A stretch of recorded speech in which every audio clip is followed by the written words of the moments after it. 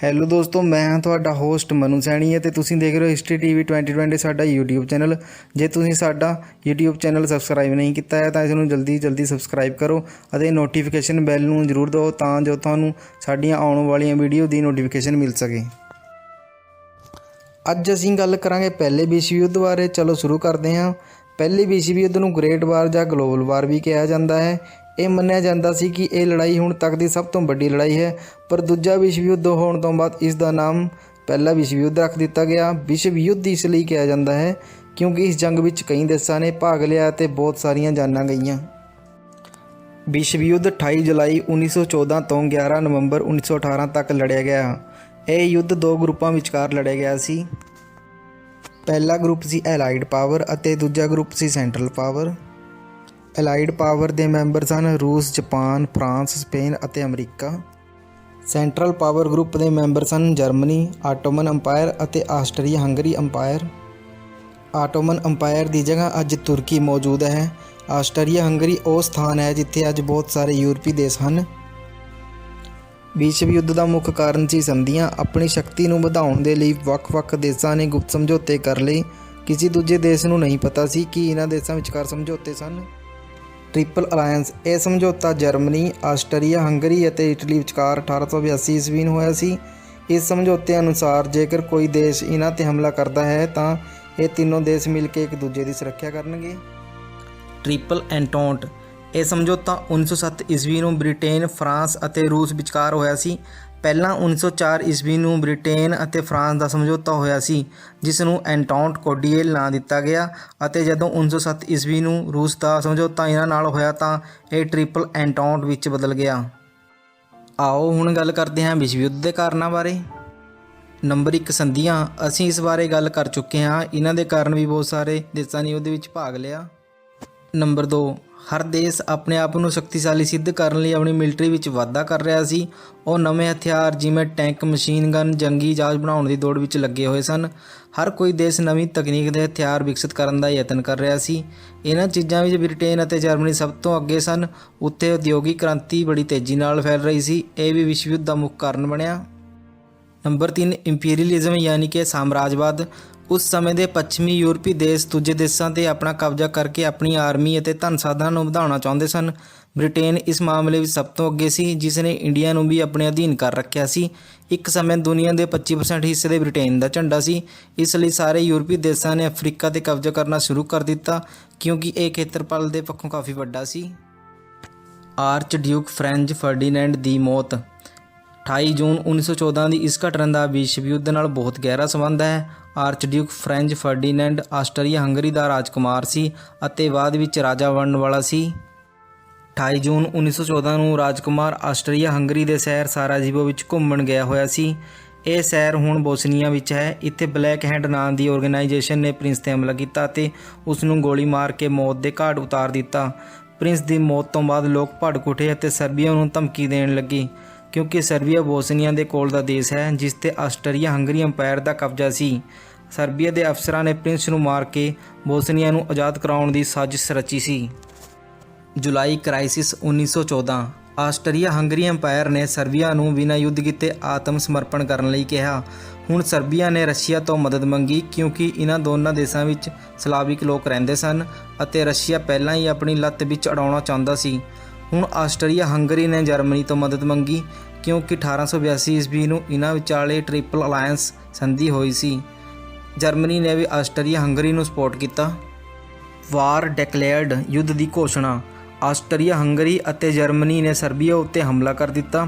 ਉੱਧਰ ਰਸ਼ੀਆ ਨੇ ਜਰਮਨੀ 'ਤੇ ਹਮਲਾ ਕਰਨ ਦੀ ਘੋਸ਼ਣਾ ਕਰ ਦਿੱਤੀ ਅਤੇ ਥੋੜ੍ਹੇ ਦਿਨਾਂ ਬਾਅਦ ਫਰਾਂਸ ਨੇ ਵੀ ਜਰਮਨੀ 'ਤੇ ਅਟੈਕ ਕਰ ਦਿੱਤਾ ਕਿਉਂਕਿ ਰਸ਼ੀਆ ਫਰਾਂਸ ਨੇ ਵੀ ਸੰਧੀ ਕੀਤੀ ਸੀ ਜਿਸ ਨੂੰ ਟ੍ਰਿਪਲ ਐਂਟੋਂਟ ਕਿਹਾ ਜਾਂਦਾ ਹੈ। ਇਟਲੀ ਨੇ ਵੀ ਆਸਟਰੀਆ ਹੰਗਰੀ ਅਤੇ ਜਰਮਨੀ ਨਾਲ ਸੰਧੀ ਕੀਤੀ ਸੀ, ਪਰ ਇਟਲੀ ਨੇ ਇਹ ਕਹਿ ਕੇ ਸੰਧੀ ਤੋੜ ਦਿੱਤੀ ਕਿ ਉਹਨਾਂ ਦਾ ਸਮਝੌਤਾ ਤਾਂ ਸੁਰੱਖਿਆ ਕਰਨਾ ਸੀ, ਨਾ ਕਿ ਹਮਲਾ ਕਰਨਾ, ਅਤੇ ਆਪਣਾ ਦਲ ਬਦਲ ਲਿਆ। ਯੁੱਧ ਦੇ ਸ਼ੁਰੂ ਦੇ ਕੁਝ ਮਹੀਨਿਆਂ ਤੋਂ ਬਾਅਦ ਟ੍ਰਿਪਲ ਐਂਟੋਂਟ ਦੀ ਤਰਫ ਤੋਂ ਲੜਨਾ ਸ਼ੁਰੂ ਕਰ ਦਿੱਤਾ। ਅਗਸਤ 1914 ਵਿੱਚ ਜੰਗ ਦੀ ਸ਼ੁਰੂਆਤ ਹੋ ਚੁੱਕੀ ਸੀ। ਸਭ ਤੋਂ ਪਹਿਲਾਂ ਜਰਮਨੀ ਨੇ ਫਰਾਂਸ 'ਤੇ ਹਮਲਾ ਕੀਤਾ ਕਿਉਂਕਿ ਰਸ਼ੀਆ ਦੀ ਫੌਜ 'ਤੇ ਹਥਿਆਰ ਜ਼ਿਆਦਾ ਸਨ ਅਤੇ ਜਰਮਨੀ ਫਰਾਂਸ ਨੂੰ ਰਸਤੇ 'ਚੋਂ ਸਭ ਤੋਂ ਪਹਿਲਾਂ ਹਟਾਉਣਾ ਚਾਹੁੰਦਾ ਸੀ ਅਤੇ ਬਾਅਦ ਵਿੱਚ ਰਸ਼ੀਆ 'ਤੇ ਹਮਲਾ ਕਰਨਾ ਚਾਹੁੰਦਾ ਸੀ। ਇਸ ਲਈ ਉਸਨੇ ਬੈਲਜੀਅਮ ਦਾ ਰਸਤਾ ਚੁਣਿਆ ਅਤੇ ਫਰਾਂਸ 'ਤੇ ਹਮਲਾ ਕੀਤਾ। ਜਦੋਂ ਜਰਮਨੀ ਦੀ ਫੌਜ ਬੈਲਜੀਅਮ ਦੇ ਰਸਤੇ ਘੁਸੀ ਤਾਂ ਬ੍ਰਿਟੇਨ ਨੇ ਜਰਮਨੀ ਦੇ ਖਿਲਾਫ ਜੰਗ ਦੀ ਘੋਸ਼ਣਾ ਕਰ ਦਿੱਤੀ। ਕਿਉਂਕਿ ਬ੍ਰਿਟੇਨ ਤੇ ਬੈਲਜੀਅਮ ਦੇ ਵਿਚਕਾਰ ਵੀ 1939 ਈਸਵੀ ਨੂੰ ਸੰਧੀ ਹੋਈ ਸੀ, ਜਿਸ ਅਨੁਸਾਰ ਬ੍ਰਿਟੇਨ ਨੂੰ ਬੈਲਜੀਅਮ ਦੀ ਸੁਰੱਖਿਆ ਕਰਨੀ ਸੀ। ਇਸ ਲਈ ਬ੍ਰਿਟੇਨ ਨੇ ਵੀ ਆਪਣੀ ਫੌਜ ਨੂੰ ਫਰਾਂਸ ਵਿੱਚ ਉਹਨਾਂ ਦੀ ਮਦਦ ਲਈ ਭੇਜ ਦਿੱਤਾ। ਜਰਮਨੀ ਫਰਾਂਸ ਵਿੱਚ ਪਹੁੰਚ ਗਿਆ, ਪਰ ਫਰਾਂਸ ਨੂੰ ਹਰਾ ਨਹੀਂ ਪਾਇਆ ਕਿਉਂਕਿ ਬ੍ਰਿਟੇਨ ਨੇ ਫਰਾਂਸ ਦਾ ਸਾਥ ਦਿੱਤਾ ਸੀ। ਅਤੇ ਦੂਜੀ ਤਰਫ ਪੂਰਬ ਵਿੱਚ ਜਰਮਨੀ ਨੇ ਰੂਸ ਦੇ 3 ਲੱਖ ਸੈਨਿਕਾਂ ਨੂੰ ਮਾਰ ਕੇ ਪਛਾੜ ਦਿੱਤਾ। ਉਸ ਤੋਂ ਬਾਅਦ ਆਟੋਮਨ ਅੰਪਾਇਰ ਨੇ 29 ਅਕਤੂਬਰ 1914 ਈਸਵੀ ਨੂੰ ਰਸ਼ੀਆ 'ਤੇ ਹਮਲਾ ਕੀਤਾ, ਕਿਉਂਕਿ ਇਹ ਦੋਵੇਂ ਬਹੁਤ ਪੁਰਾਣੇ ਦੁਸ਼ਮਣ ਸਨ ਅਤੇ ਇੱਕ ਦੂਜੇ ਉੱਪਰ ਕਬਜ਼ਾ ਕਰਨਾ ਚਾਹੁੰਦੇ ਸਨ। ਇਸ ਦਾ ਦੂਜਾ ਮੁੱਖ ਕਾਰਨ ਇਹ ਵੀ ਹੈ ਕਿ ਰੂਸ ਜਿਸ ਸਮੁੰਦਰੀ ਮਾਰਗ ਰਾਹੀਂ ਦੁਨੀਆ ਨਾਲ ਜੁੜਿਆ ਹੋਇਆ ਸੀ, ਉਹ ਆਟੋਮਨ ਅੰਪਾਇਰ ਦੇ ਕੋਲ ਡਾਰਡਾਨਲਸ ਸਟ੍ਰੇਟਸ ਰਾਹੀਂ ਹੋ ਕੇ ਜਾਂਦਾ ਸੀ। ਇਹ ਰਸ਼ੀਆ ਦਾ ਮੁੱਖ ਵਪਾਰਕ ਮਾਰਗ ਸੀ। ਰਸ਼ੀਆ ਚਾਹੁੰਦਾ ਸੀ ਕਿ ਆਟੋਮਨ ਅੰਪਾਇਰ ਉਸ ਦੇ ਰਸਤੇ ਦਾ ਪੱਥਰ ਨਾ ਬਣੇ, ਇਸ ਲਈ ਆਟੋਮਨ ਅੰਪਾਇਰ ਅਤੇ ਰਸ਼ੀਆ ਆਪਸ ਵਿੱਚ ਭਿੜੇ। ਉਸ ਤੋਂ ਬਾਅਦ ਆਟੋਮਨ ਅੰਪਾਇਰ ਨੇ ਸਿਊਜ਼ ਕੈਨਾਲ 'ਤੇ ਹਮਲਾ ਕਰ ਦਿੱਤਾ, ਕਿਉਂਕਿ ਬ੍ਰਿਟਿਸ਼ ਅਤੇ ਇੰਡੀਆ ਨੂੰ ਜੋੜਨ ਵਾਲੀ ਇਹ ਮੁੱਖ ਕੜੀ ਸੀ। ਹਾਲਾਂਕਿ ਬਾਅਦ ਵਿੱਚ ਇਸ ਨੂੰ ਬਚਾ ਲਿਆ ਗਿਆ। ਇਸ ਤੋਂ ਬਾਅਦ 3 ਸਾਲ ਨਾ ਜਰਮਨੀ ਅੱਗੇ ਵਧਿਆ ਅਤੇ ਨਾ ਹੀ ਫਰਾਂਸ। ਬੈਟਲ ਆਫ ਸੋਮ ਦੀ ਲੜਾਈ। ਇਹ ਯੁੱਧ 1 ਜੁਲਾਈ 1916 ਤੋਂ 18 ਨਵੰਬਰ 1916 ਤੱਕ ਚੱਲਿਆ। ਇਸ ਯੁੱਧ ਵਿੱਚ ਅਲਾਈਡ ਪਾਵਰ ਦੇ ਇੱਕ ਦਿਨ ਵਿੱਚ 80,000 ਸੈਨਿਕ ਮਾਰੇ ਗਏ ਸਨ, ਜਿਸ ਵਿੱਚ ਜ਼ਿਆਦਾ ਸੈਨਿਕ ਬ੍ਰਿਟੇਨ ਦੇ ਸਨ। ਇਸ ਤੋਂ ਬਾਅਦ ਫਰਾਂਸ ਅਤੇ ਬ੍ਰਿਟੇਨ ਨੇ ਅਫਰੀਕਾ ਵਿੱਚ ਜਰਮਨੀ ਦੇ ਕਬਜ਼ੇ ਵਾਲੇ ਸਥਾਨਾਂ 'ਤੇ ਹਮਲਾ ਕਰ ਦਿੱਤਾ। ਦੂਜੇ ਪਾਸੇ ਜਾਪਾਨ ਨੇ ਵੀ ਮਾਈਕਰੋਨੇਸ਼ੀਆ ਅਤੇ ਚੀਨ ਵਿੱਚ ਜਰਮਨੀ ਦੀ ਕੁਝ ਕਲੋਨੀਆਂ 'ਤੇ ਹਮਲਾ ਕਰ ਦਿੱਤਾ। ਜਾਪਾਨ ਬ੍ਰਿਟੇਨ ਨਾਲ ਹੋਈ ਸੰਧੀ ਕਾਰਨ ਯੁੱਧ ਵਿੱਚ ਉਤਰਿਆ। ਬਲੈਕ ਸੀ ਵਿੱਚ ਆਟੋਮਨ ਅੰਪਾਇਰ ਦੀਆਂ ਕਿਸ਼ਤੀਆਂ ਨੇ ਰੂਸ ਦੀ ਬੰਦਰਗਾਹ 'ਤੇ ਹਮਲਾ ਕਰ ਦਿੱਤਾ।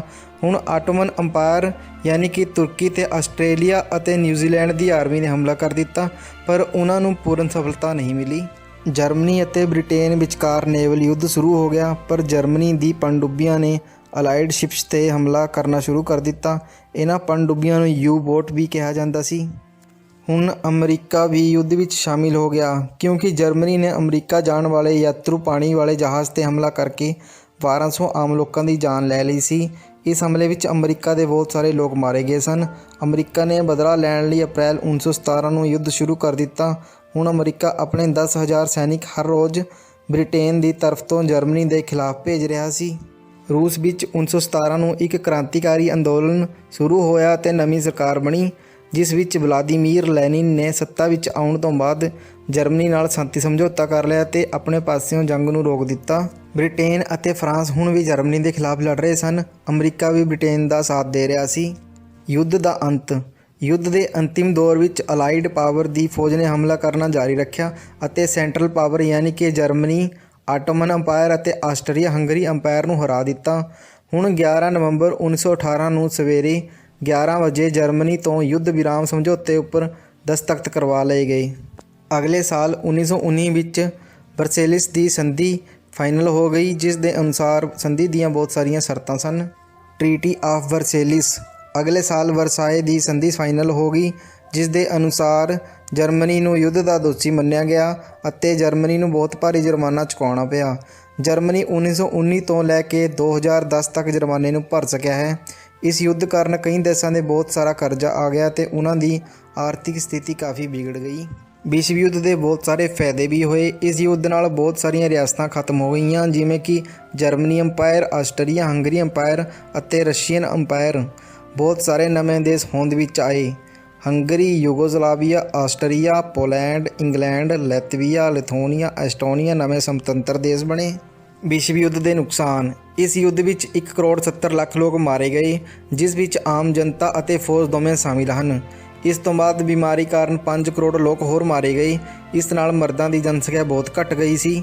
ਜਰਮਨੀ ਦੀ ਕਲੋਨੀਆਂ 'ਤੇ ਹੁਣ ਬ੍ਰਿਟੇਨ ਅਤੇ ਫਰਾਂਸ ਦਾ ਕਬਜ਼ਾ ਹੋ ਗਿਆ ਸੀ। ਭਾਰਤ ਦੇ ਵੀ ਪਹਿਲੀ ਵਿਸ਼ਵ ਜੰਗ ਦਾ ਗਹਿਰਾ ਪ੍ਰਭਾਵ ਪਿਆ। ਭਾਰਤ 'ਤੇ ਉਸ ਸਮੇਂ ਬ੍ਰਿਟੇਨ ਦਾ ਕਬਜ਼ਾ ਸੀ। ਉਸ ਸਮੇਂ ਲਗਭਗ 13 ਲੱਖ ਭਾਰਤੀ ਸੈਨਿਕ ਬ੍ਰਿਟੇਨ ਦੀ ਤਰਫ ਤੋਂ ਲੜੇ ਅਤੇ 50,000 ਸੈਨਿਕ ਸ਼ਹੀਦ ਹੋਏ। ਉਹਨਾਂ ਸ਼ਹੀਦ ਸੈਨਿਕਾਂ ਦੀ ਯਾਦਗਾਰ ਦੇ ਤੌਰ 'ਤੇ ਇੰਡੀਆ ਗੇਟ ਬਣਾਇਆ ਗਿਆ ਹੈ। ਜੇ ਤੁਹਾਨੂੰ ਸਾਡੇ ਦੁਆਰਾ ਦਿੱਤੀ ਗਈ ਜਾਣਕਾਰੀ ਚੰਗੀ ਲੱਗੀ ਹੈ ਤਾਂ ਇਸ ਵੀਡੀਓ ਨੂੰ ਵੱਧ ਤੋਂ ਵੱਧ ਸ਼ੇਅਰ ਕਰੋ ਅਤੇ ਲਾਈਕ ਵੀ ਕਰੋ ਅਤੇ ਕਮੈਂਟ ਕਰਕੇ ਇਹ ਵੀ ਦੱਸੋ ਅਸੀਂ ਅਗਲੇ ਟੌਪਿਕ 'ਤੇ ਕਿਹੜੀ ਵੀਡੀਓ ਬਣਾਈਏ। ਧੰਨਵਾਦ ਜੀ।